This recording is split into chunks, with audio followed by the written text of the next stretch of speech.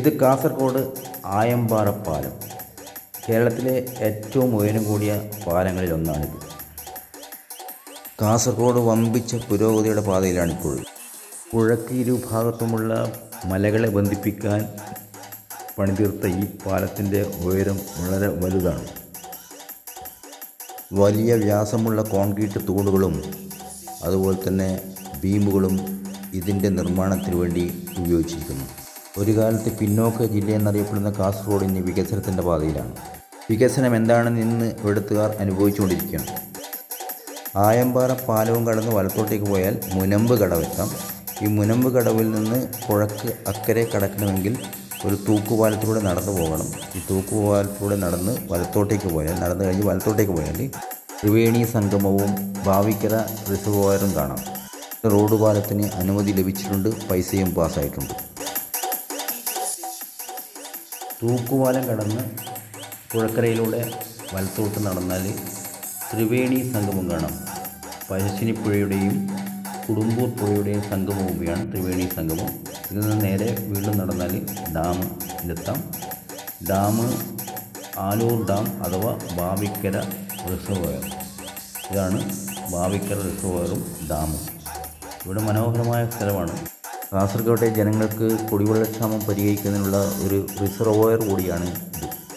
നമ്മുടെ പ്രകൃതിയെ മനോഹരമായി നമുക്ക് വേണ്ടി തന്നെ എങ്ങനെ ഉപയോഗിക്കാമെന്ന് ഇവർ പഠിച്ചിരിക്കുന്നു. ഈ പ്രകൃതി രമണീയമായ സ്ഥലത്ത് ഒത്തിരി നേരം ഇരുന്ന് ആസ്വദിച്ച് നമുക്ക് പോകാം. എത്ര മനോഹരമായ സ്ഥലമാണിത്. വേലിയിറക്കത്തിന് സമയത്താണ് ഞങ്ങളിവിടെ എത്തിയത്. അതുകൊണ്ട് നീരൊഴുക്കിൻ്റെ കുത്തൊഴുക്ക് കുറവാണ്.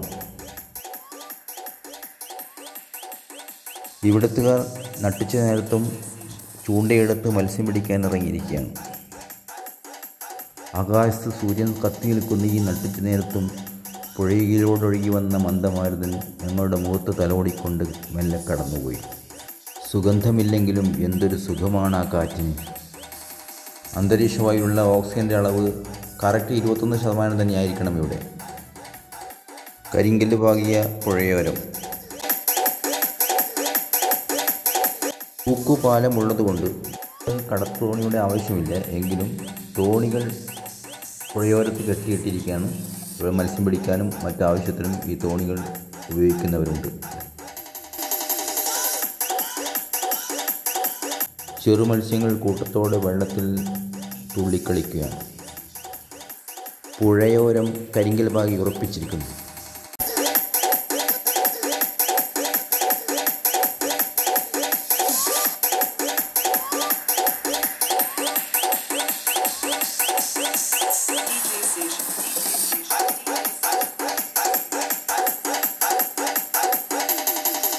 ഇത് ത്രിവേണി സംഗമം. കാസർഗോഡ് പഴശ്ശിനി പുഴയുടെയും കുടുംബൂർ പുഴയുടെയും സംഗമ ഭൂമിയാണിത്. രണ്ടും പുഴകളും കൂടിച്ചേരുന്ന വൈ ആകൃതിയുള്ള ഒരു സ്ഥലമാണിത്. കുറച്ചധികം സമയം ഞങ്ങൾ ഈ മനോഹര തീരത്തിരുന്നു കൊണ്ട് തിരികെ വന്നു. എല്ലാവരെയും ഞങ്ങൾ ഇവിടത്തേക്ക് ക്ഷണിക്കുന്നു. ഈ കാഴ്ച നിങ്ങൾക്ക് ഇഷ്ടപ്പെട്ടുവെങ്കിൽ സബ്സ്ക്രൈബ് ചെയ്യാൻ മറക്കരുത്.